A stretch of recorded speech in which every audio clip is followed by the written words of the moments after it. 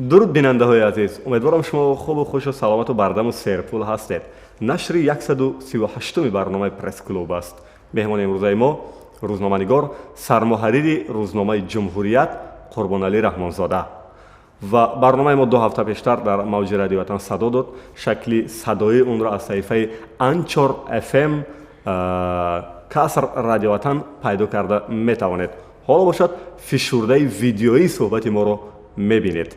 ва аввалтар аз ҳама ман аз Қурбоналӣ Раҳмонзода пурсидам ки ҳамчун сармуҳаррири як рӯзномаи бисёр муҳим барои фазои сиёсиву фазои иҷтимоии фарҳанги кишвар, ин ки бо ному насаби шумо дар ягон шабакаи иҷтимоӣ саҳифа наёфтем ва ҳатто маълумот низ дар бораи шумо қариб ки дар саҳифаҳои интернетӣ нест.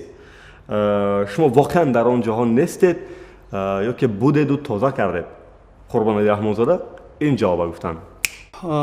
ин дуруст аст воқеан ва маятоварам аст ки чӣ хел сармуҳаррири як рӯзномаи бонуфуз саҳифа надорад. мо бо маслиҳати дӯстову шогирдо чанд бор кушодем дар фейсбук ва боз ҳам ҳамин серкорӣ имкон надод ки мо дар ӯ шабакаҳо фаъол бошем ва маҷбуран фаъолиён дар оҷа мо қатъ кардем. ё маҷбурӣ гуфтам ки аз ночорӣ, барои ки қадар зиёд дархостҳо мешаванд, саволҳо посухҳо мешаванд, даъватҳо мешаванд, мо ба ӯ расида наметавонем. аз ҳамин нуқтаи назар ба наздикии саҳифаи фейсбуки ман қатъ кардам. хонум Гулрухсор як гапи бисёр ширине гуфта буд ки мо деҳотиёе будем ки шаҳр офаридем ва боз бузургои дига ҳам гуфтанд ки аксари бузургҳо дар деҳа таваллуд мешаванду дар шаҳр мемиранд. аз Қурбоналӣ Раҳмонзода пурсидем ки вақте ки хумори деҳа ёди бачагиҳо мегирад чӣ кор мекунед? аҷиб чӣ кор мекунанд? ман агар гап зиёд нашавад, ман шукри худованд мекунам ки аз соли 2008 дар ҷаласаҳои роҳбари аввали давлат ҳастам ва таъкидҳои зиёд чунадарадӯш дорам, барои ман панданд, ҳадисанд барои ман ва яке аз таъкидҳое ки бисёр ажр мегузорам ин ҳамин аёдати саривақтии падару модар аст. ва ҳамин чиз мара ҳам водор мекунад ва ҳам мутакои дили ман аст ки ман бояд ҳатман бирам вақте ки роҳбари давлат аз мо тақозо мекунад ки дар хизмати падару модар бошеду дар аёдат бошед. ман ҳар ҳафта мерам ва то рӯзе ки модарам буданд аёдат мекардам ва аз ҷо бо як чӣ мегӯянд як рӯяи тоза бо дуои модар омада бо кора давом медодем. албатта ҳама ҳафтае ки дуои модарро мегирифтем, самаронагии кормон чун рӯз дар чашмон аён мегашт. мехоҳем намехоҳем аз пайи носталҷиву хумори бачагӣ мо ёди падару модарам мекунем ҳатман. шахсан ман вақте ки оча мегӯям намедонам барои чӣ як халтаи чаккая ва чакчаки он пеши назарам меояд ва аз меҳмони имрӯза пурсидам ки вақте ки оча мегӯем пеши назари шумо чӣ меояд? онҳо чунин гуфтанд. ман вақте ки оча мегӯям пеш аз ҳама бусои очаам пеши назарам меояд. ман тифл будам, модарам ҳамеша маро буса мекард ва то лаҳзаи охирини умриш ман хам мештам, модарам маро буса мекард ва ин барои ман аз ҳама чизи фикр мекунам ки муқаддас ва чизе ки дар зиндагӣ барои ман то рӯзе ки ҳастам боқӣ мемонад, дар ёдам мемонад, ширин дар ёдам мемонад. ҷои бусаҳои модара дига ҳеҷ чизи дига гирифта натонист? ман агар шумо хабар дошта бошед хеле ба зудӣ ба наздикии модарам айдаст додам. то ҳозирам ман гармии модарам аз оғӯши худам ва бӯи модарам аз машомум дур эҳсос накардам. шояд ба гузашти вақт ба ин саволи шумо ҷавоби дурусттар дода битонам. умедворам ки бинандаои азизшон дар ин бора шояд фикр карда бошед ва ман ин суолро аз Қурбоналӣ Раҳмонзода пурсидам ки чаро имрӯзҳо ба назар мерасад ки бисёре аз ҷавонон баъди соҳибтахассус шудан мераванд барои кор ба хориҷи кишвар? барои чӣ? масъалаи бисёр вай аст, масъалаи бисёр нозук. савол начаги саволи бисёр баҷо аст ва дуруст аст ва ман намедонам то чӣ андоза ба ин савол ба ман дахл дошта бошад. ман фикри шахсӣ худам мегӯям, на ҳам сармаяи ҷумҳурият, ҳамчун як шаҳрванд, ҳамчун журналист ва воқеан дар ин мавзӯъ мо дар баъзе вохӯриҳо ва мулоқотҳои дӯстҳо ин мавзӯъро матраҳ мекунем ва баҳсам мекунем гоҳ-гоҳ. бародари азиз, аслан ду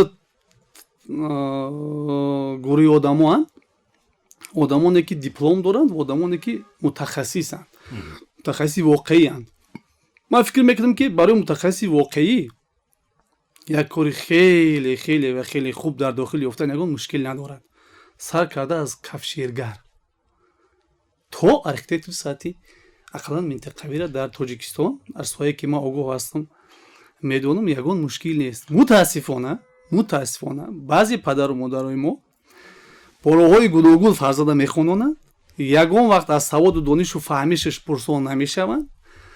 вақте ки диплома гирифт, баъд ҷор мезананд ки писари ман як ё ду ё се диплом дорад, ҷои кор надорад. як бор савол намекунад, оё писари ман касбере ки хон диплом гирифт то кадом сатҳ ҳамчун мутахассис ҷавобгӯ аст? фарқ миёни одаме ки диплом дорад ва одами мутахассиси воқеӣ ақаллан дар сатҳи ки мегӯянд довталаби ҳамин ҷои кор бояд бошад. ман фикр мекунам ки ягон мушкил нест. ҳоло ки ин видеоро шумо аз шабакаҳои иҷтимоӣ мебинед, дар ҳамин шабакаҳои иҷтимоӣ доим барномаву гузоришҳои телевизионҳои кишвар ба баҳс мекашанд. касе мегӯяд хуб аст, касе мегӯяд хуб нест сатҳу сифату пешниҳодшон, вале мутаассифона аксаран хуб нест мегӯянд. ва мо аз Қурбоналӣ Раҳмонзода пурсидем ки чаро дар зиндагии рӯзмарраи мардум аз зиндагии рӯзмарраи мардум гузоришҳо таҳия намекунанд дар телевизионҳои кишвар. шумо чӣ назар доред? Қурбоналӣ Раҳмонзода чӣ назар дорад? ҳамроҳ мебинем. дуруст аст. шумо шояд нахонда бошед, камтар хонда бошед. ман як мақола навиштам, журналистикаи тоҷик, мактаби журналистикаи тоҷик бояд чӣ гуна бошад. ҳамин мақолаи моро дар роҳравои факултети журналистика устод Абдусаттор Нуралиев часпонда ки донишҷӯё хонанд. ман дар онҷа тахмин як 15 сол пеш пешниҳод карда будам ки барои чӣ биед ҳамин дар факултетҳои журналистикамон журналистикаи соҳавиро роҳандозӣ кунем, тарбияи журналистҳои соҳавира. фарзи мисол, агар ҳамин 20 нафар донишҷӯ ба 4 гурӯҳ тақсим шаванд, фарз кардем 4 гурӯҳи аввал ё ки 5 нафари аввал журналист сиёсатшинос, 5 нафари боқӣ журналисти масоили иқтисодӣ, журналисти шорҳои варзиш ва ғайра ва ҳоказо. дар ин ҷо ба қавли амрикоро аз нав кашф кардан дар кор намешавад. ҳамин фаннои ихтисосиша дар мувофиқа бо вазорат ё намедонам вазорати иқтисод бошад ки маориф бошад, ҳамин фаннои ихтисосиша сал зиёдтар мекунем ки ҳамин бача 3 соли боқие ки донишгоҳ хатм мекунад, ай ҳамин фаннои чӣ мегӯянд ака? фаннои умумӣ, фанное ки интихоб кардааст, соҳае ки интихоб кардааст зиёдтару жарфтар омӯзад. ва вақте ки меояд фарз кардем ҷумҳурият, дар инҷа ҳамун хел ба идораи даркорӣ, идораи фарҳангӣ меравад, идораи варзиш меравад, хубтару беҳтар ва тезтар кадр мешавад. яъне имрӯз ин ки барномаҳои телевизион қонеъкунанда нестанд, мутахассис надорем, мутахассиси соҳавӣ надорем. як дарди журналистикаи имрӯзи мо чӣ дард? ҳоло суол аст. барои чӣ ба мо рӯзноманигоро заруранд вақте ки блогерҳо дар шабакаҳои иҷтимоӣ фаъоланд ва гузоришҳои онҳо то миллион бинанда дораду комментҳошон бешумор? меҳмони мо мегӯянд ки зарур аст ё не? тамошо мекунем. ман савол аз жарфтар ҷавоб медам, агар вақт мекунем. ман шахсан зидди тамоми чизҳое ҳастам ки содаву сохтаанд. зидди ба бизнес табдил додани журналистика ва дигар васоити ахбори омма ҳастам. мутаассифона имрӯз баъзе ба ном ҳамкосбҳои мо соҳаи мо шуморо ба бизнес табдил додагианд. ин маънои чиро дорад? вақте ки шахс пешаша ба бизнес табдил метавад, хоҳем нахоҳем манфиатҳои шахсиш ҳама вақт аз манфиати давлату миллат боло мегирад. ман бисёр дард дорам ки вақти имрӯз санъати мо кӯчагӣ аст, интернети мо кӯчагӣ аст ва мағзҳои фарзандои мову шумо аз капи пӯчу беасосу бепоя ва ғайри дурандешона ва ғайри созанда пур мешаванд. бисёр дағал аст ва бисёр оқибати нохуб дорад. сар карда аз блогерие ки шумо дар назар доред. чаро ин рӯз вақт видеоҳои онҳо миллионҳо тамошобин пайдо мекунад? ӯ бародарои мо мисли имрӯз гурӯҳҳои ҳаваскори мо аз маърифати начандон баланди мардум суистифода мекунанду пул кор мекунанд. шумо видеои онҳоро тамошо кардаед? назар мегӯед? هیچ وقت تماشا پس ندیده چگونه قیاس میبره جواب میدی؟ من کامنتاری رو تماشا میکنم. من پیشتر شما را گفته بودم که یک مدت شامل وای شدم، شبکه اجتماعی وای شدم. بله چیزی که اصلا برای من سخت میرسد این ریو نشدن اتیکا، عادی‌ترین اخلاق انسانی است، عادی‌ترین، و این من هیچ وقت برداشت ندارم. اما دیدم که او بسیار آسان راه مییابند با سایت‌های اجتماعی و توسط سایت‌های اجتماعی با مفکوره جوانایی که آینده ساز ملت محسوب میشه. یعنی امروز ژورنالیستیکای حرفه‌ای برای ما ضرور است. این باخت کلان ژورنالیستیک کسبی است که فضای ما و شما را نوعی میکنن. ما به این راه ژورنالیستیک را سفید کردنی نیستم. جای ما فارغ بال بشیم و او اشغال میکنن. از جمهوریت پرسیدیم، چون مهمان امروزه ما سردبیر روزنامه جمهوریت قربانعلی رحمانزاده هستند. امروزها سمت فعالیت جمهوریت بیشتر یک طرفه نیست، یعنی تعریف ها در حدی که گویا ما دیگر یگان مشکل جدی نداریم. البته ما میدونیم که در روزنامه گاه مسئله های کمبود مکتب و سمت فرهنگ و معارف گاه چاپ میشد، لیکن به نظر این کمبودها خیلی کوچک مینمایند. مهمان ما میگوید که نه، شما روزنامه نمیخونید و جواب بعدیشون هم تماشا میکنیم. چندان باید سوال شما روزی نیستم داری جون. اصلا کلمه تنقید در ژورنالیستیک نیست. این یک جو سرچشمه گفتید امروز شما ما پرسیدین، ما حیرانم. سه گروه ژانر هست. شما از من نظر در همین درون سه گروه ژانر وقتی که ما میخوندیم کلمه تنقید نبود. خود همین روز ساعت 10 وقتی که ما پرسش را گرفتم، سه تا واکنش همه یک وزارت اومد که شما ما را تنقید کردین، واکنش مرحمت. چوب میکنید. در حالی که شما میگید که شما تنقید نمیکنید. اصلا گیریم ما داورانو که ما تنقید میکنیم. اصلا گیریم رسالت هر یک روزنامه از اون رادیوی شما رسالت خیلی دارد. رسالت روزنامه جمهوریت همچون نشریه رسمی جمهوری توسعه این ترغیب و تشویق سیاست پرزیدنت است، نه کدام یگان بار تعریف. در 95 سال جمهوریت تعریف نکرده است. جمهوریت قدم به قدم فعالیت مؤسسه خودش انعکاس میکند.